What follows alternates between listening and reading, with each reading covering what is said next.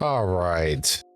Today we are going to react to this creator I found. He is trying to build a channel. This is the dark side of overseas basketball, what players won't tell you. I watched some of this, not all of it though, but I think this will be a good insight. And I'll have my own take on it to his own experiences, and I hope he is doing well going toward the future. But we're going to react to this, and I'm going to respond to what's real, what's not. For most of it though, he had a really good take on what's like overseas, but I'm going to say what I need to say when we need to. So let's get this started. Think of professional basketball, there's likely a few things that come to mind: money, luxury, fame, and lifestyle. And while that is true for the top 1% of overseas basketball players, for many players, you will encounter a lot of difficulties. So today I want to pull back the curtain and show you guys something that is rarely discussed in the overseas basketball community: the dark side of professional hoops. First evil thing about overseas basketball has to be the money. From everything that I've gathered from talking to hundreds of players, coaches, agents, and media throughout the world, the average overseas basketball player is going to make approximately $700 to $2,000 during their career. Now, for some of you, that's good. That is actually true. That is true. If you're playing in middle or low tier leagues, it is essentially the monthly salary you should expect. And that is, if you're lucky, will come with room and board. You get in your apartment or car and you get $1,500, $2,000 a month. But in some teams, and I have seen some other colleagues go, they're only getting paid like $1,000 or $1,500 or €1,500 with no apartment, no car. It's straight up grind. Now, most of those countries are also in financial distress, so it is literally a snowball effect that they're only giving you that money because they can't afford it, and because they can't afford it, there's much higher chance of things going wrong. So you really need to keep that into account. I think this guy is a little bit too loud though, so I want to lower the volume a bit. Hopefully it's not too loud for you guys, but I do think that is relatively true. I will say that is what you should expect if you don't have the type of accolades like I did when you are, let's say, all conference team or Division I championships. We saw all American. You're not getting those.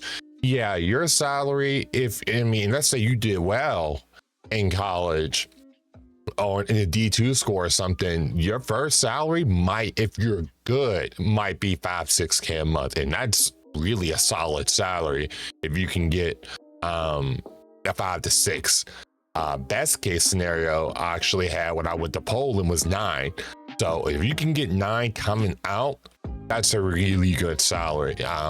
But the expectation, like he said, the average is going to be around 700 to 2,000 euros normally, not dollars, because euros is worth a bit more. So I think it's like $900 to like 2,300 US dollars. To be a shocker right off the bat. You likely had no idea that you would be making such low salaries playing professional basketball. Yeah, his rookie contract was $700. Yeah, that sounds about right. And hey, man, this guy's balling, even though all those guys are so small. I can only imagine how much I would crush these dudes. But just living out my days. But yeah, no, I mean, that's real though. That's real. If you really want to go for that grind, that's what it's gonna take. Oh, my bad, hit the mic. But that is the reality in overseas basketball. And the reason why I say money is evil in this instance is because these low salaries, which have become so normalized in overseas basketball, creates an entire environment of exploitation for players, where owners and coaches have all the power and players have no power at all, at least at the beginning of their careers. So what you end up seeing is players coming to these countries playing for cents, pennies, and basically nothing at all. I've known many players players who have played for free, players who have played for 200 euros a month, players who have spent thousands of dollars in academies, in tryouts, in flights, and then they're bankrolling 300 a month. They're literally not even making a return on investments for their first year, their second year, and maybe even their third year. Because the thing is, when you start at such a low salary range, let's say you start at $200 a month, it is very hard for you to go up from that baseline because you've established a market baseline in the overseas market. So if yes,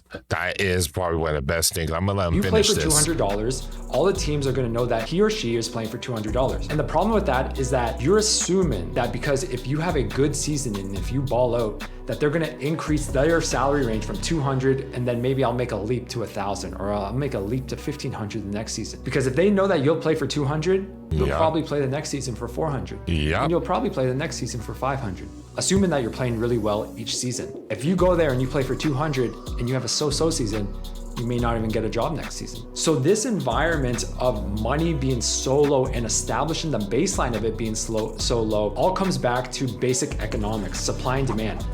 There are so many players who want to play professional basketball, who want to play overseas basketball, and there's only so many jobs out there in the marketplace. And for that reason, owners and teams have all the power always. Now, the third most...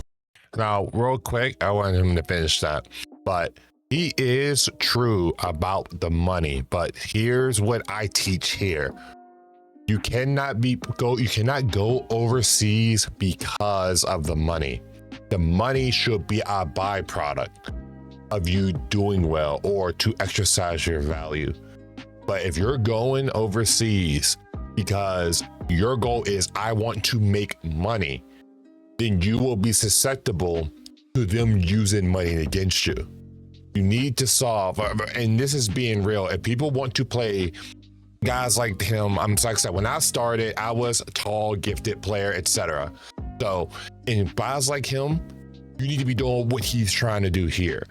You need to create an income source outside of basketball, whether that is YouTube. I'm a big proponent on everyone having a typical type of channel, whatever you're interested in, passionate about. Learn to create content, learn how to edit videos. Maybe you can help other athletes when it comes to doing highlight videos for them, or even barbers. I know a few guys who were nice barbers, especially when I was in the Middle East, because there ain't no barbers for us. So if a player knew how to cut, oh man, he was charging, and this is back in 2014, 15. These guys were charging $80, $90, and guys would pay it. Just because it was, like you said, supply and demand. There's no supply. There are no, and it comes to me, black barbers that can handle my hair. So you have one who can, then yeah, you have a much better case of being able to earn a living outside of basketball. Now, should you be focusing on all this stuff? Of course not. I'm not saying that you have to put everything into it, but in a real sense, when you're playing for, as he clearly talked about, $600, $750, well, you have to be able to earn money outside of the basketball. Your goal is to cut money out of the point where they can't use it as leverage. That he is very right when he says you only pay for $500. These coaches and general managers all talk to each other. So if you are only paying for $500, best believe the next person that comes to you is going to say, oh, well, we'll play for $750. Or they'll use the excuse, well, the finances have gone down, so we can't give you as much as we did last year. No, expect you to pay for less. And this is what my teams try to do. And I'm like, no, I'm not doing it, especially if I had a really good year for them. I'm not about to accept less. You're either going to give me the same rate or you're going up. If not, I'm going to your competition and I'm beating you, which is exactly what I did when I was in Saudi Arabia. So that is a very good point when it comes to the money, because these general managers know it too. They know you are begging for this money. You do anything for. You can play for free. Your entire goal is put yourself in a situation where you can eventually make the $5K a month, the $6K a month. They know at the end of the day, it's always about the money. So they would literally use that against you. So that is one of the best things that will help him and help other people in his situation, is that you got to find a way to cut money out of the picture. Find a way to solve what I call your income problem before you get into the professional scene. That's the last thing you want, is to have money be the reason you cannot play professional basketball. Imagine you do have a business making $2K a month.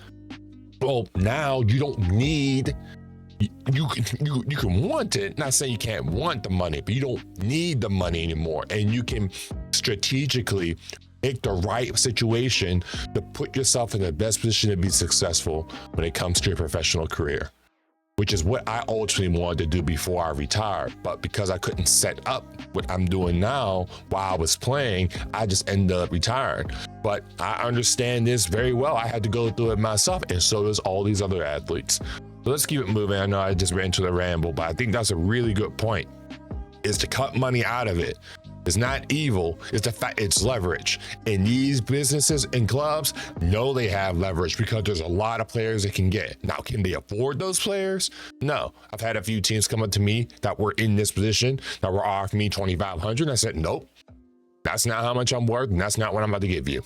Evil thing about overseas basketball is the selfishness. Money changes everything. And in overseas basketball, everyone is trying to level up. Everyone is trying to chase that 6-figure contract or the highest salary they can possibly achieve. And the reality is that a lot of regions and markets and leagues in the world actually favor people with good stats, and not necessarily winning players, but players who have actually produced good stats. So if you look at like the Middle East, Africa, Latin America, some parts of Asia, they will really prioritize players who have great film, great stats, and great connections.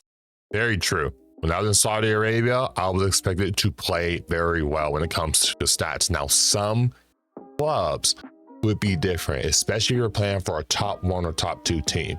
They will lean to, as this guy just showed, in this right here, in these markets here are team markets. As is mentioned, they care about the team because ultimately they want to win championships, because championships means more money in their coffers. In the Middle East, it's essentially investment. It's money. It's all about the money, all about the stats. Most of these guys don't know basketball all that well, so the stats make it look good for them. They might not understand the fact that they're not winning, but you can definitely protect yourself through job security if you do have the points and the scores to do so. But here's the thing, that can also be a double-edged sword, because if you're playing for a team like Real Madrid and you're expected, you think you're gonna come in and, oh, I scored 30 points over here in South America, oh, I'm gonna go up here and start scoring 30.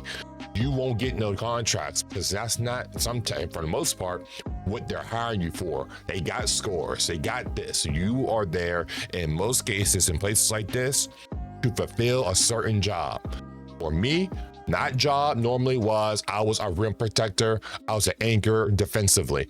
That was my specialist. So when I would go to teams like this, or when I did play in the NBA, in the G League, and in the Summer League, when I was playing for teams over here, I was expected to rebound, offensive rebounds, and change shots. Doesn't matter where it comes from. They're not expecting me to score 25, 30 points. So yes, I'm not saying that's not good, it look good in your stats, but you will hit a plateau. And what makes it worse is the moment you have a bad game, you will get sent home.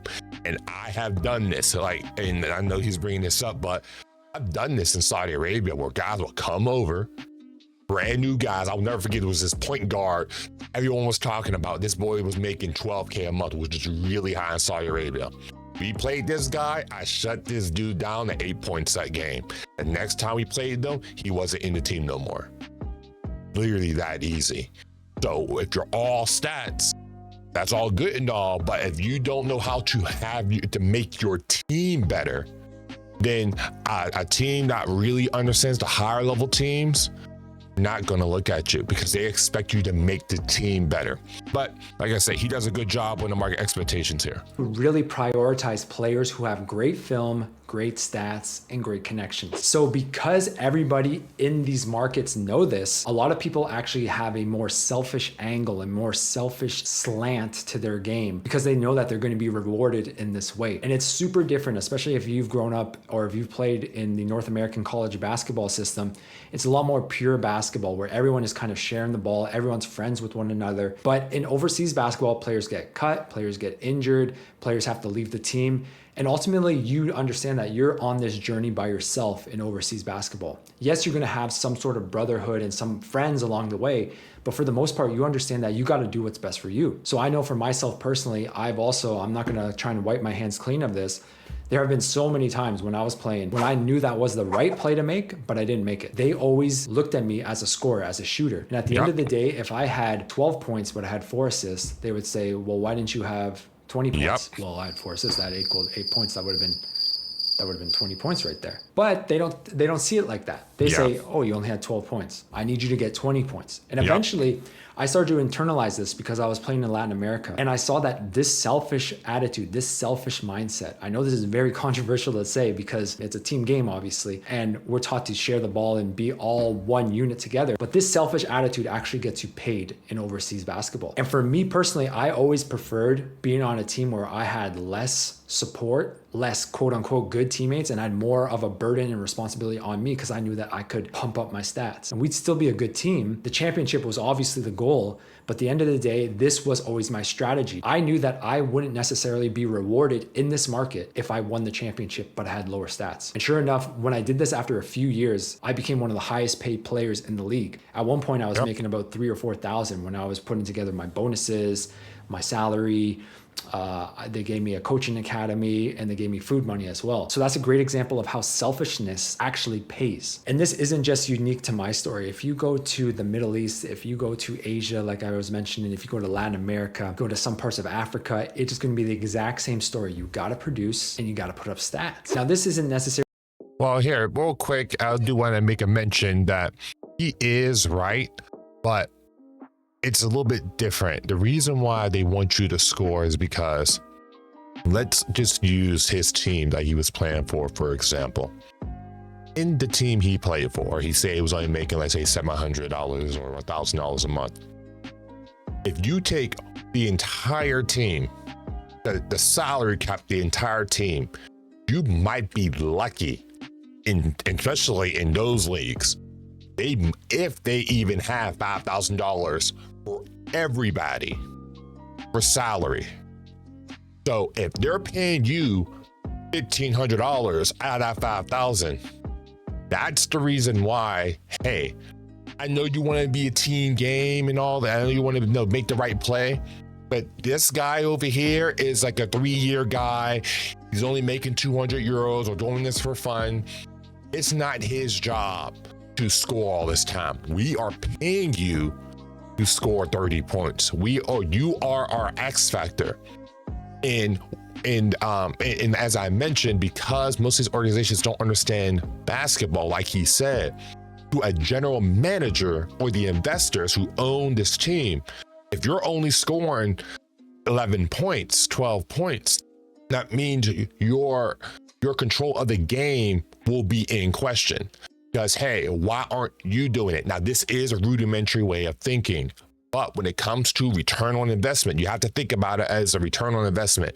If you are responsible for 35% of the team salary cap, you got to perform 35% of all the value. You need to produce the 20 points. That's how they can justify why they're paying you the quote unquote big salary. Is what is expected, but for overseas or import players, which is what they're called.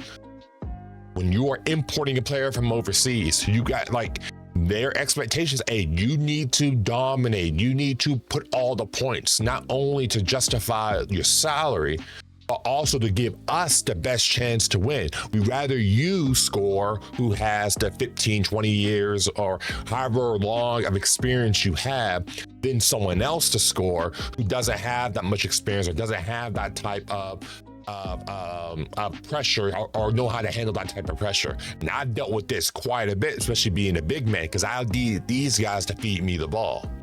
So I definitely understand that. Let's keep really going. An evil thing of overseas basketball, but it is kind of somewhat depressing sometimes. In a way, you kind of get in your head and you know that this should be the play that I'm making and I want to make the right play, but that's not going to be the play that pays me. And again, this revolves back to the first thing, being that there's low salaries and there's late payments. So everyone is trying to get in a better situation, a better baseline situation, because that is always what you're working with to begin with if you're in the low or mid-tier levels. Now, I will say this, the one exception, Europe, you're really going to be playing a lot of team ball. They don't actually reward selfish players in that way, but that's a whole nother situation altogether, because if you're playing in low level Europe, good luck, because the salaries are going to be horrendous in lower level Europe. So Europe doesn't necessarily adopt this selfish mindset, but then the trade-off is salaries are really bad. And the other exception to that, I will say, is in Australia. So if you play in somewhere like the NBL 1, Australia is pretty solid.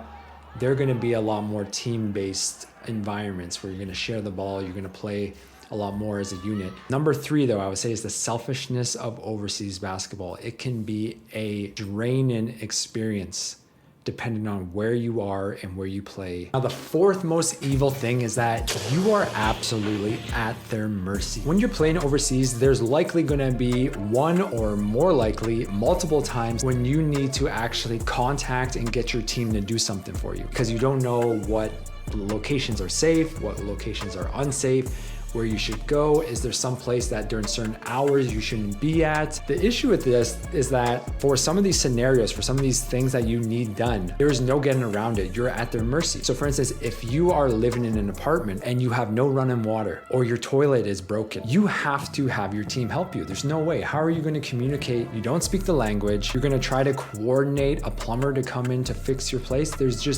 It's just very difficult to do. I know when I was personally in Germany, I had to put a cell phone chip into my cell phone, and it was one of the most complicated processes I've ever seen for a cell phone. First, you had to get the chip, then you had to show your passport, then you had to FaceTime with someone in German so that they could know that you're a real person. Then you had to repeat certain phrases to them, and then they walked you through a step-by-step process. In total, it took about an hour. It was unbelievable. I had my teammate do it with me because there's absolutely no way I could have ever done this on my own. So there's certain scenarios that you can't actually just dance around. And on the surface, you would think there's nothing really wrong with this, because obviously the team signed you for a reason. They think that you're a good player. They think you're going to contribute to the club. You're going to give wins, put up good stats. So they want to help you. They want to. All right, real quick, I will say most of this is true. This is why understanding leverage is so important. When it comes to, for example, the phone, one thing he said, there's no control. That is not true. You have control. It's the fact that you just don't know what you should be doing. For example, when it comes to the phone, now, I started my career in 2012. I'm sorry, 2013. What's wrong with me? 2013.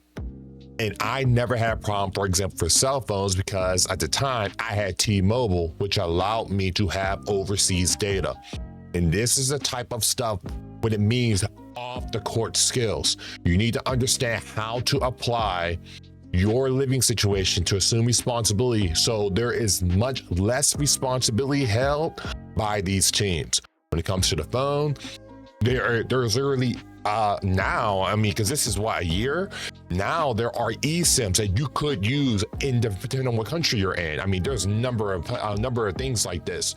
So this is where you staying informed will be so key, because it can stop you from not only being in a real stressful situation because of basic necessities, but it can also put you in a position where when you do come at them and you do come to a certain situation, you have much more power and leverage, because now you're not calling them every 5 seconds for something. So you're feeling like they're needy. As you just mentioned, team responds on their time and they can abuse their power. They're much less likely to abuse it if you are self-efficient, 1. 2, you are producing the way you want to. And 3, which is probably the other big thing, is you have good representation. Your agent, this is your agent's job at this point. Hey, why is my player not dealing with plumbing? Why is my player not dealing with this?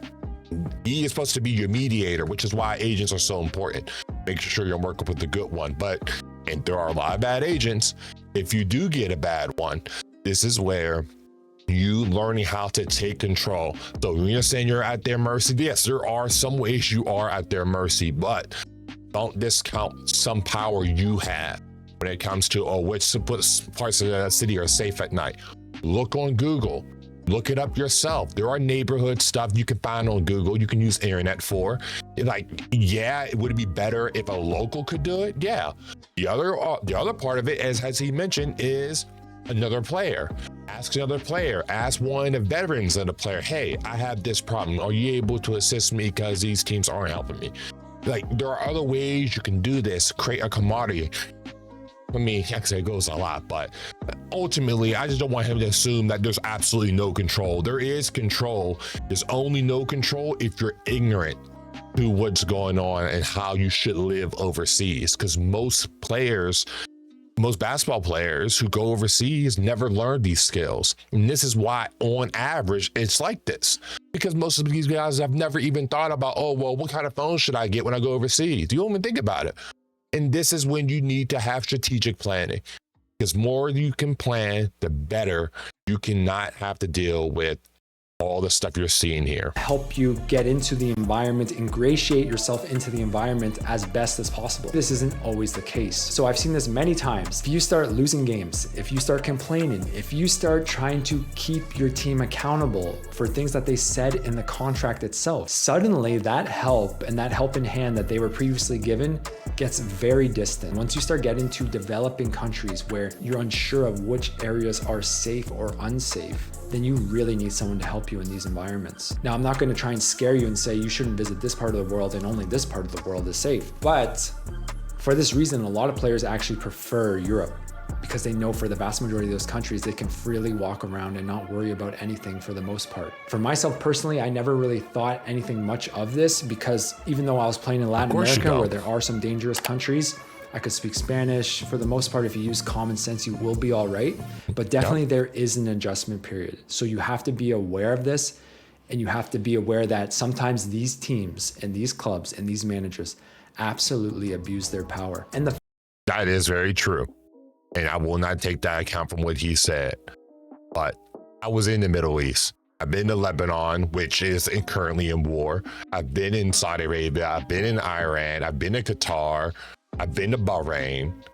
I've been to these places that he's saying are dangerous. They're not dangerous. You need to have what's called a danger sense. Like he's saying it's obvious, but just being honest, I mean, unless you grew up in the hood like I did, and people who grew up in the hood understand that danger sense I'm talking about. When your gut is telling you to walk away, you walk away. Oh, another thing I'll say in this is real quick is drinking. You never want to be intoxicated when you're playing overseas, ever. Like that is a rule I tell almost every athlete.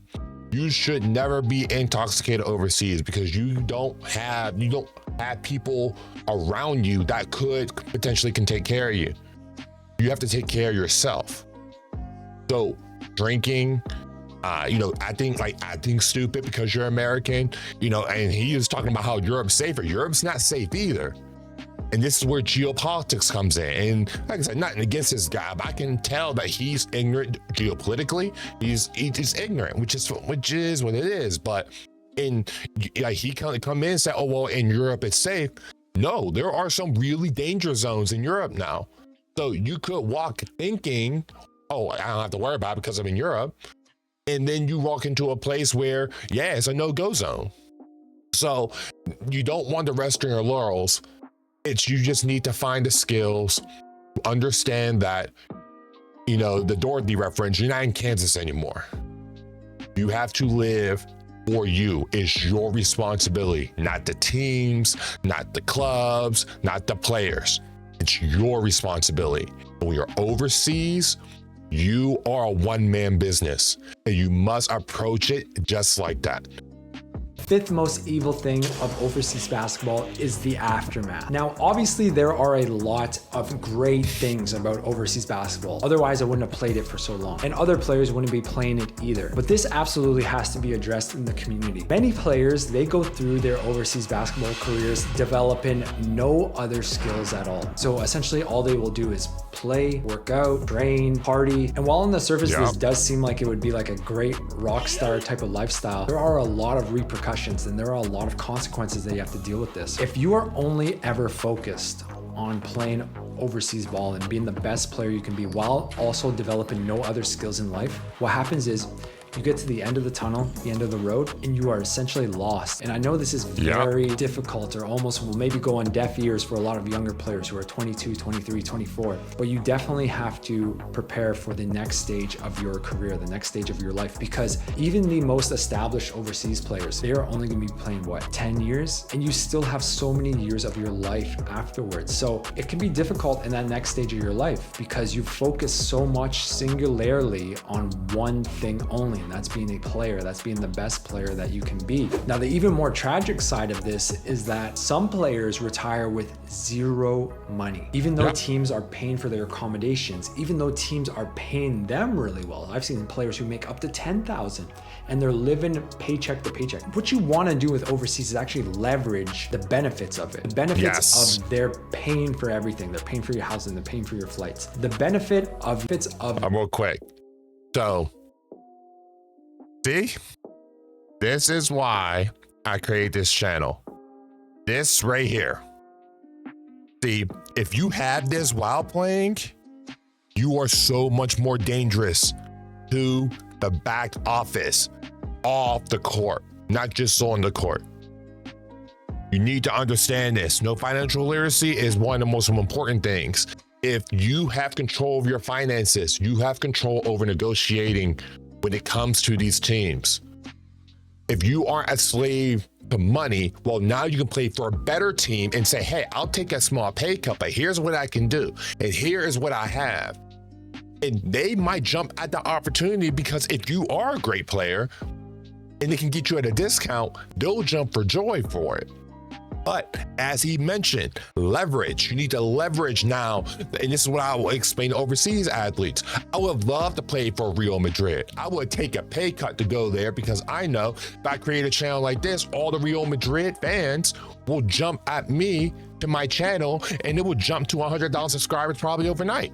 And that happened actually in a small way when I went to Tunisia for my Facebook page, unfortunately, because I didn't have none of this.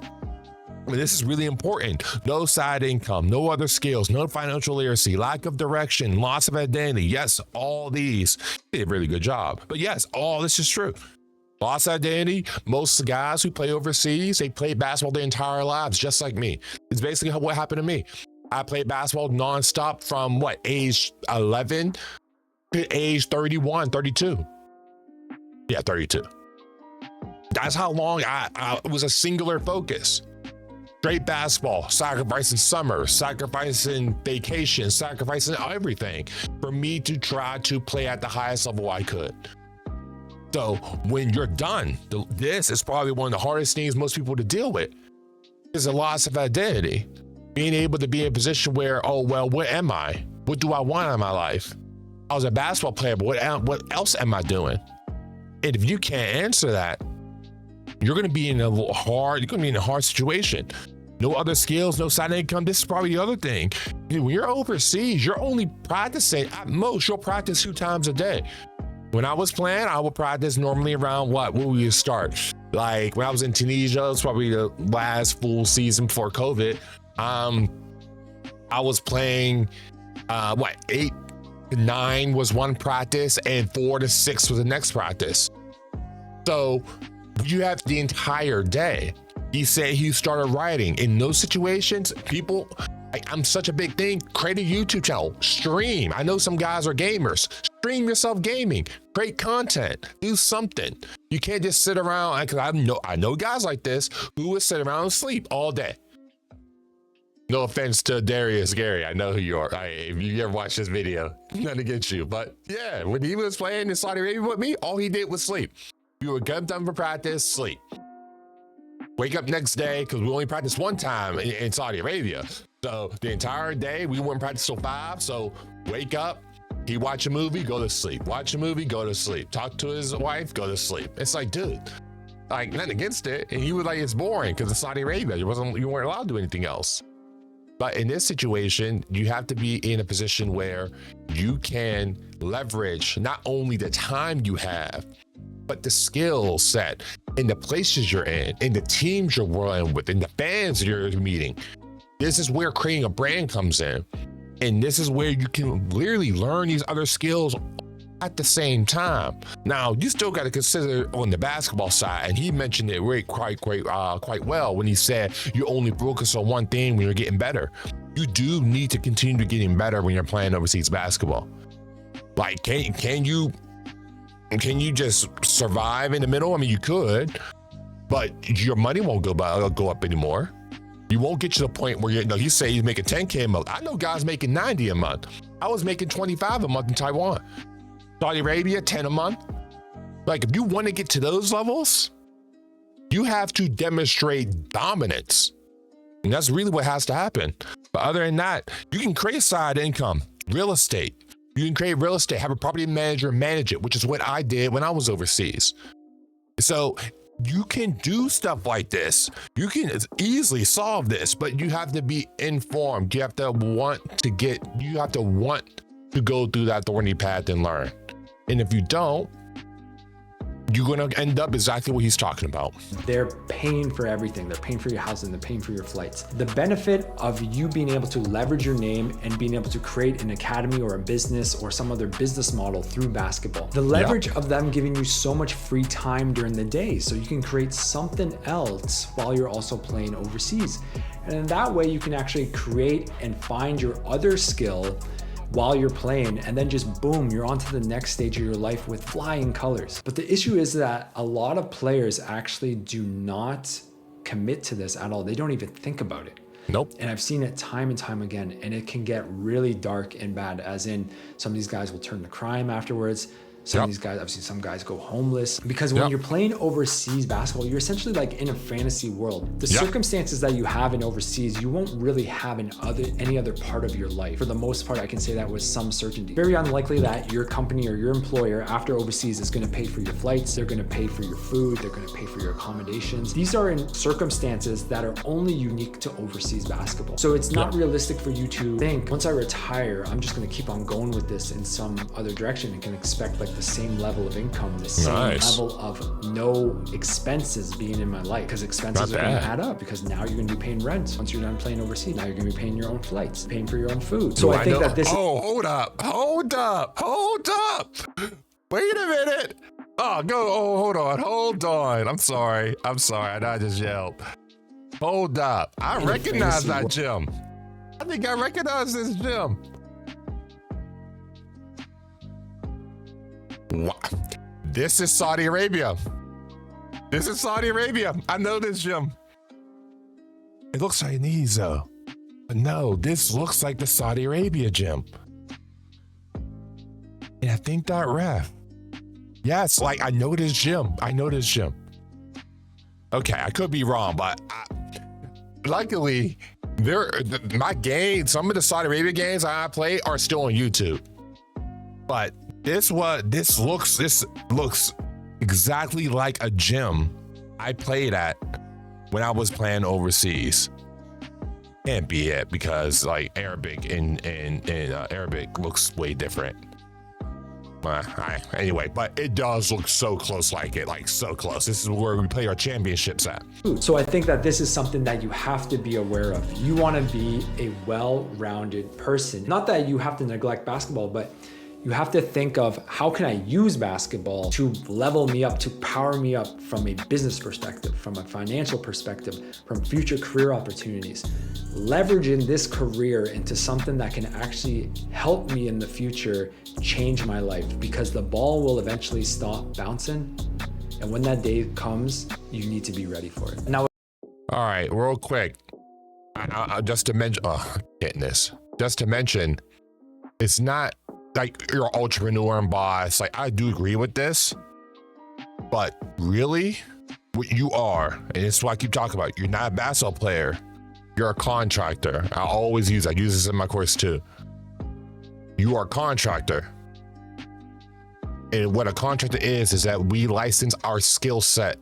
In this case, it's basketball. That's what they're hiring you for. Your skills in basketball is what they're paying you for. It said, yeah, you're a basketball contractor. So when you adopt a contracting mindset, all this is a skill set that you can use and say, hey, I know how to do social media. Do you want to hire these skills to do something for you? That's what I say. I'm not going to hold him out. Like, I think he's done a great job. But I said, ultimately, you are a contractor and your job is to upgrade your skill set. The more skills you have, the better and more value you can demand from the marketplace, or in this case, money. So, yeah, what to do? Oh, well, okay, that's basically the video. He gonna say what to do with this info. It's a great video. Honestly, it's absolutely amazing video. But ultimately, here's my juice. I love this juice. But yeah, ultimately, we need to get to a point. Yeah, there we go. That's better. Yeah, we need to get to a point where we understand that it's not all sunshine and rainbows. I think this guy did a really good job consolidating all the stuff that's possible that happens overseas. But the takeaway of this video, and I know this is going a little bit long, so I'm already at 40 minutes, but I had a lot to say. You have to build your skill set off the basketball court. If you can learn how to leverage the skills I'm doing now on top of basketball, nothing can stop you. Money can't control you. You have a skill set that's valuable, and you can give it out to others that can earn you more, sometimes more money than you can make playing basketball. So that's the only thing I wanted to say. Thank you guys, and I'll see you next time.